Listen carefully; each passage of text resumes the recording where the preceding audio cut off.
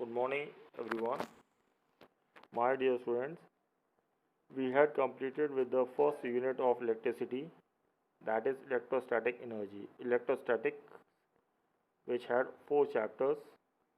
The first one, force, electric force. Second, Gauss's theorem. Third, electric potential. Fourth, capacitance and dielectrics. So it made up your electrostatics. Now we are going to start with current electricity. Okay, so earlier we had talked only about the charge that was stationary. Now onwards we are going to study about the current. So the first chapter that we have in this unit is electric resistance and Ohm's law. So we shall start it today.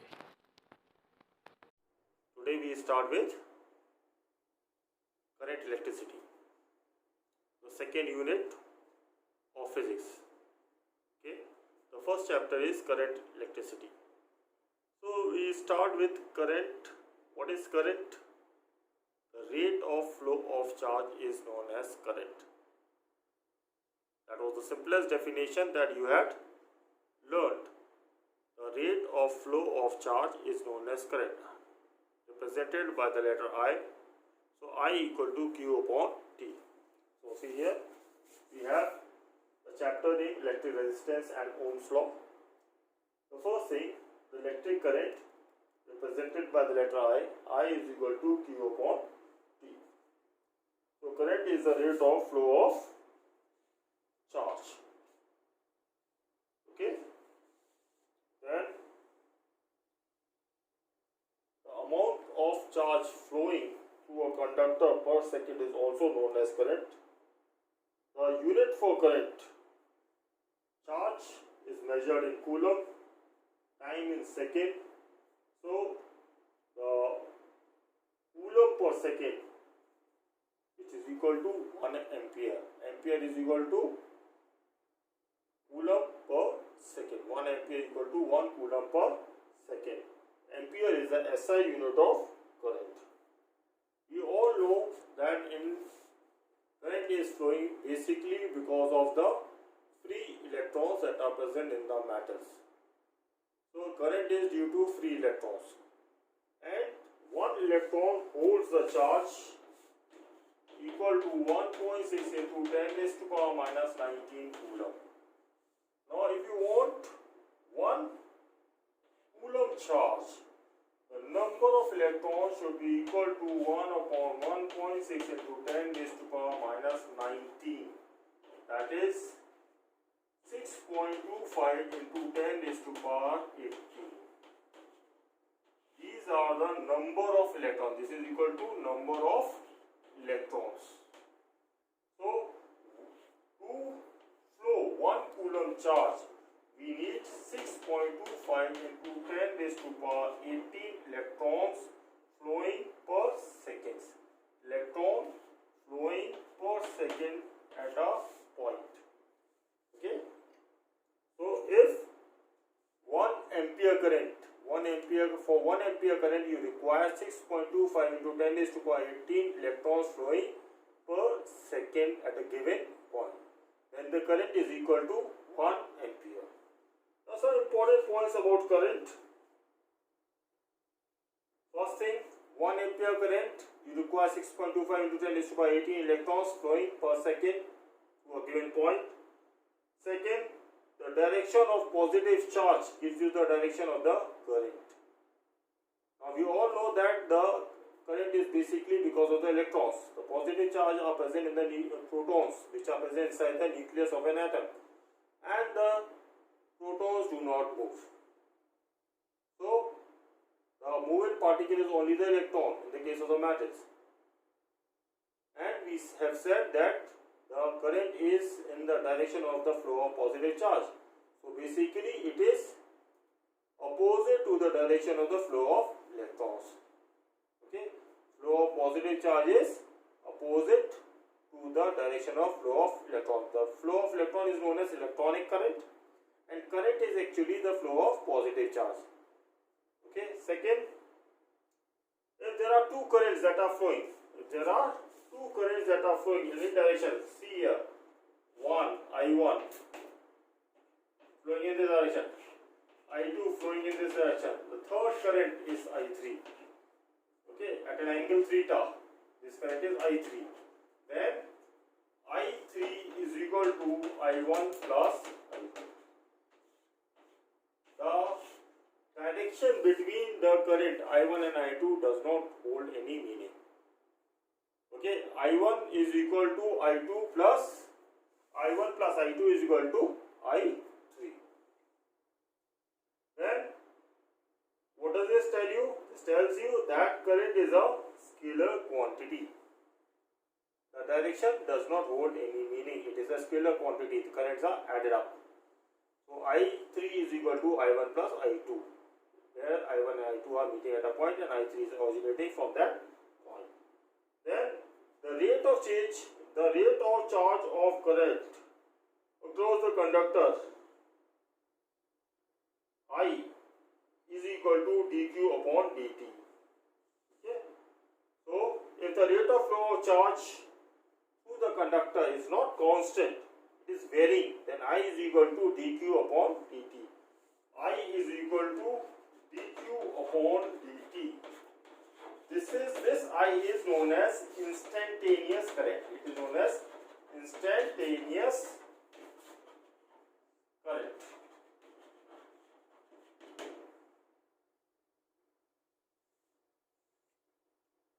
Next point.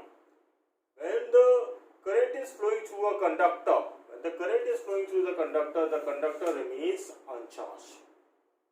Okay, there is no charge stored over the conductor. And last, for a given conductor, current does not vary as its cross-section area varies. For a given conductor, current does not vary as the cross-section area varies. The second point is current density. Now, current density is the ratio of the current to the area cross section through which it is flowing. So current density is the ratio of I upon A. I is the current and A is the area of cross section through which it is flowing. So J is equal to I upon A. Or we can say that current density can be defined as the current flowing through unit cross-sectional area. Unit cross-sectional area drawn through that point perpendicular to the direction of flow of current. So, as a unit of current density, ampere per meter square. I for ampere, A for meter square, dimension A, L raised to power minus 2. Now, current density is a vector quantity. Current is a scalar quantity, but current density is a vector quantity. It has got a direction. And its direction at a point is the direction of the motion of the charged positive particle or the current. Okay. Direction of the current density is the direction of the positively charged particle. Positively charged particle means the current. So the direction of the current density is in the direction of the current. Then the current density is the characteristic property of the conductor. Okay. At that point, characteristic property of a conductor at that point. Okay, so it's a microscopic property. It's a microscopic property. We have J is equal to I upon A. So I equal to J A. Okay, J is a vector quantity. Dot product A. A is area here. I is current. Current is equal to J dot A. It's a vector scalar product of current density and area. From this we get the formula I equal to J A cos theta. Okay.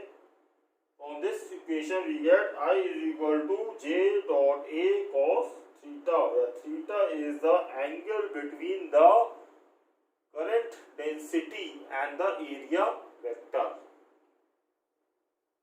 Okay, so theta, what is theta here? Theta is the angle between the current density and the area vector.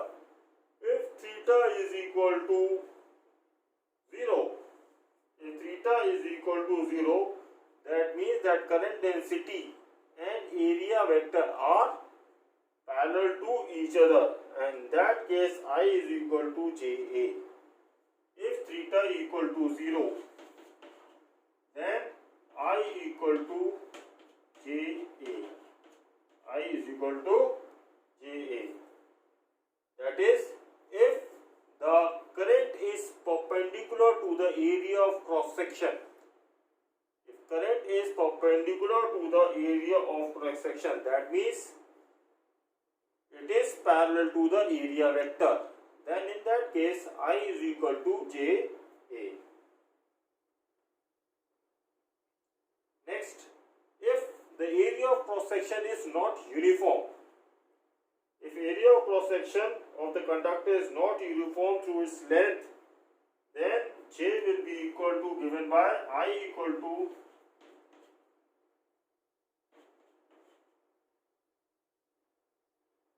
J dot dA. Okay, J dot dA,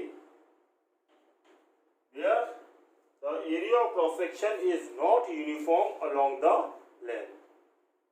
So, if the area, where the cross section area of the conductor is not uniform through its length, then the J will be, current density will be, current will be equal to integration of J dot dA. Next we have free electron theory of conduction. So let's discuss the theory of conduction. Okay, so what we have, metals. You all know metals are good conductor of electricity.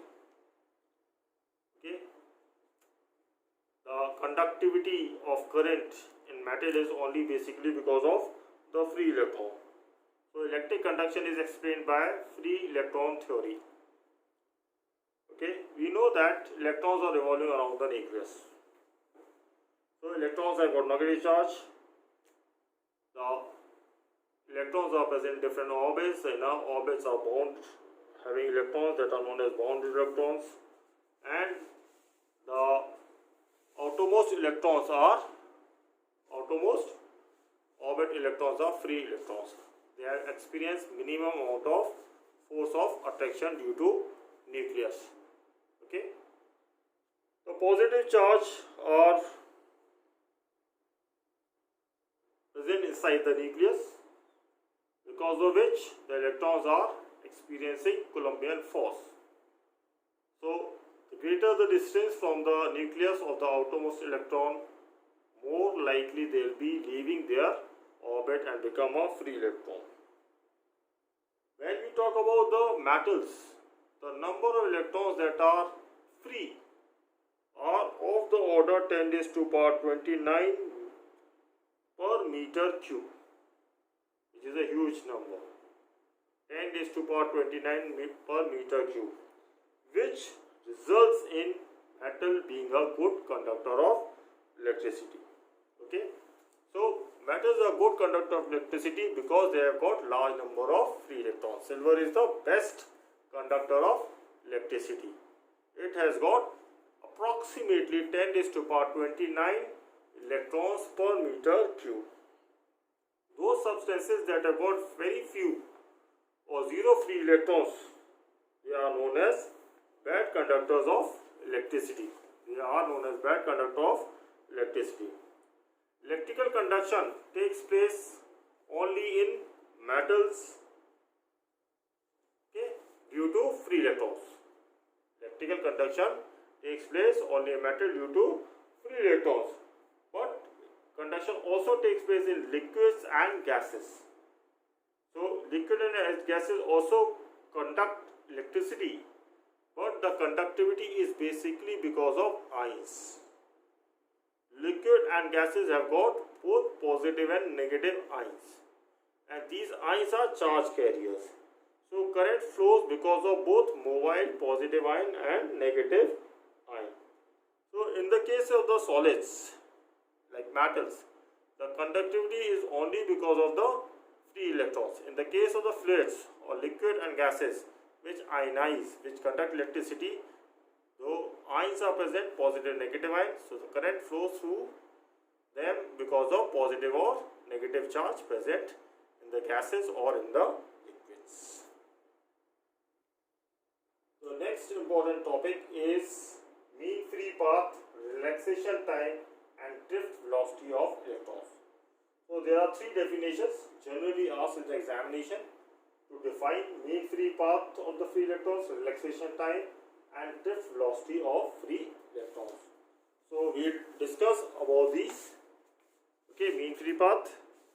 So in the metals, the free electrons are filled. They are present in a metal. Free electrons are present in large number. They behave like molecules of gas that are filled in a vessel. So these are known as electron gas. Now these electrons are moving at a very high speed.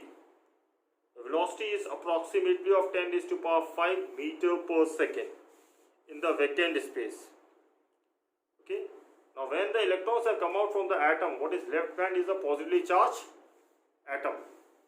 So the speed of the electrons between two positively charged atoms or in the vacant space is 10 raised to power 5 meter per second. Now what happens when these electrons are moving? They are colliding with the positively charged atom again and again. So the electrons, free electrons, when they start to move, they collide with the free atom. Okay, that is positively charged atom. Now the distance moved between two consecutive collisions by the free electron is known as mean free path. Okay, what is mean free path? The distance moved by the free electron into consecutive collisions by a positive atom to a positive atom. That is known as mean free path. Okay. So what is mean free path? The average distance moved by the free electrons between two consecutive collisions. This is known as mean free path. And the average time taken between two consecutive collisions is known as relaxation time. Okay. The average time interval between two successive collisions is called the relaxation time of the electron. Now, these are two important definitions: mean free path, relaxation time. The direction of motion of the free electron after every collision changes. Okay, after each collision, the direction of the free electron change. Hence, the average thermal velocity of all the free electron is zero because all of them are moving after the collision in all directions. So, average thermal velocity is zero. That means there is no net direction of the free electron. Now, this is a very important point. When we are talking about the metal, we know that matter is about free electrons, and the free electrons are always present. So any metallic wire should have current in it because we have already stated the current is because of the presence of free electrons and its motion or due to flow of free electrons. Now free electrons तो metal के अंदर ही present होते हैं, हमेशा present होते हैं और हमेशा चलते रहते हैं। हमेशा चलते रहते हैं तो उनमें हमेशा करंट होना चाहिए। तो किसी भी मेटलिक वायर में करंट क्या होना चाहिए? हमेशा प्रेजेंट होना चाहिए। लेकिन ऐसा नहीं होता। तार में करंट अपने आप नहीं होता, अभी तो हमें बैटरी लगानी पड़ती है। क्या लगाना पड़ता है? बैटरी से कनेक्ट करना पड़ता है वायर को, तभी उसमें करंट फ्लो करता है। लेकिन फ्री इलेक्ट्रॉन तो वायर के अंदर प्रेजेंट थे, फिर भी करंट जीरो था। क्यों? क्योंकि सारे इलेक्ट्रॉन्स रैंडमली ऑल डायरेक्शन में मूव कर रहे थे, उनका कोई एक पर्टिकुलर डायरेक्शन नहीं था, समझा, क्योंकि उनका एक पर्टिकुलर डायरेक्शन नहीं था। तो हम जो बैटरी लगाते हैं करंट में, वो क्या करती है, वो एक डायरेक्शन देती है। It sets all the free electrons in one particular direction and then there is a net flow of electrons in one particular direction that gives you the current. Okay, is it clear?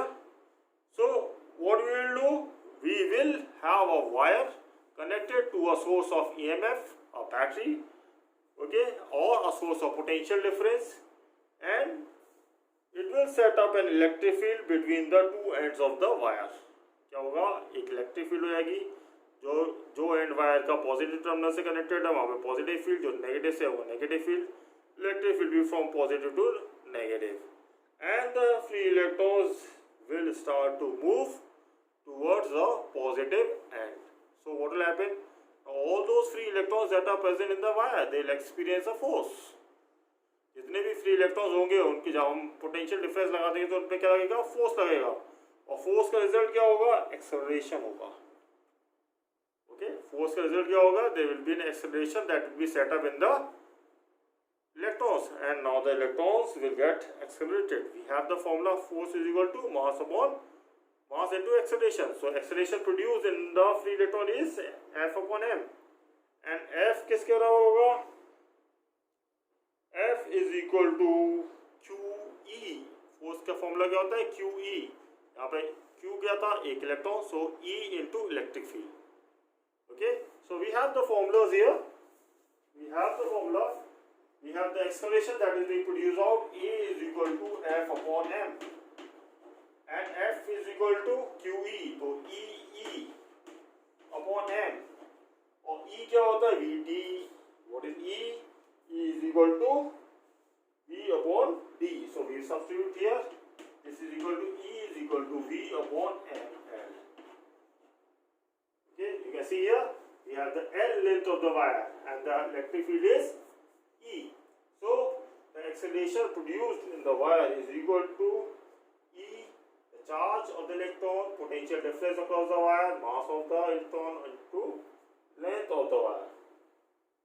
Now, due to this acceleration, the electrons are drifting at a slow speed in the direction of the force applied.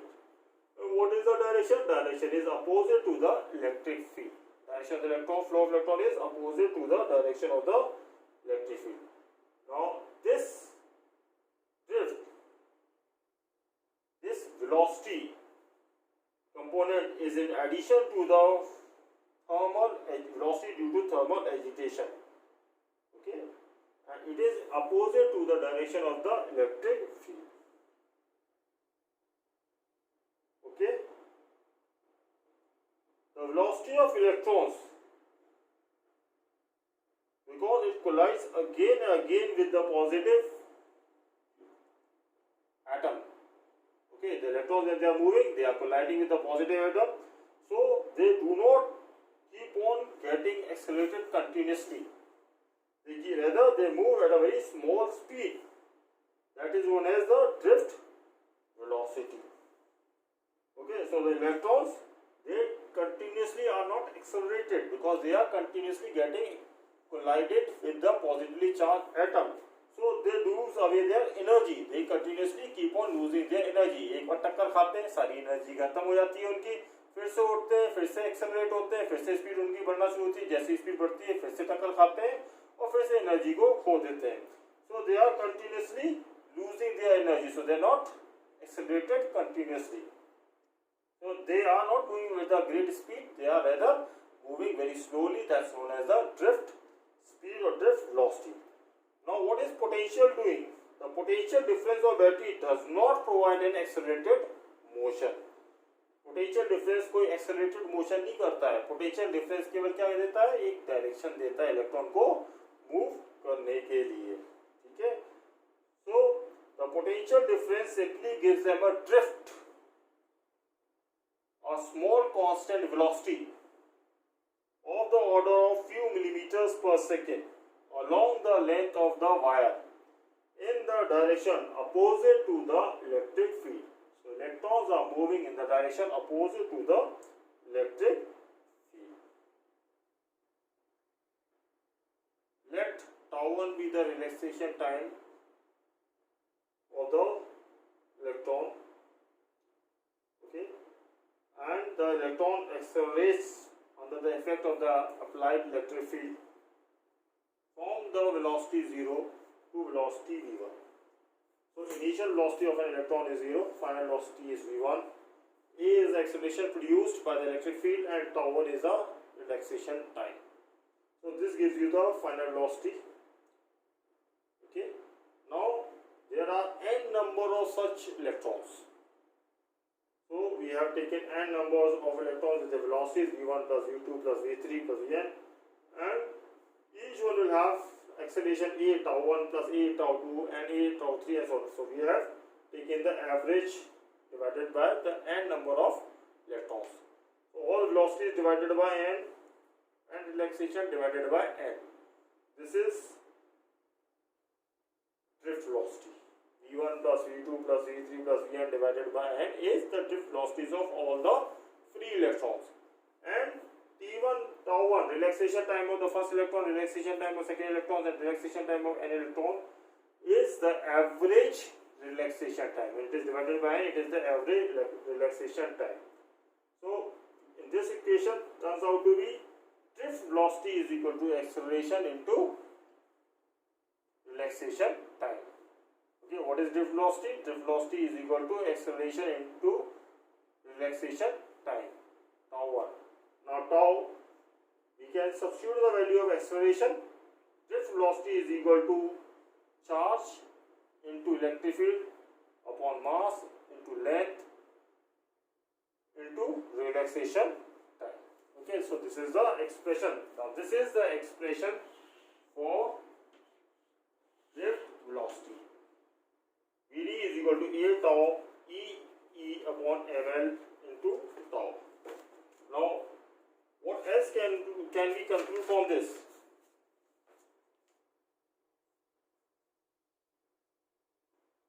Relaxation time is the ratio of